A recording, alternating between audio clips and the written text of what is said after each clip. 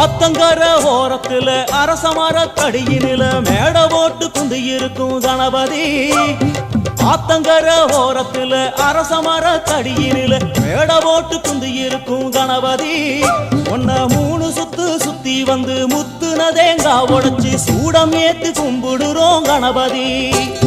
நினைச்சதெல்லாம் நடக்க வேணும் தெய்வமே, உனக்கு பிடிச்சதெல்லாம் கொண்டு வந்தோம் பாரதம் படிச்சவரே. ஆத்தங்கர ஓரத்துல அரசமர கடியினில மேட போட்டு குந்தி இருக்கும் கணபதி. மேட போட்டு குந்தி இருக்கும் கணபதி.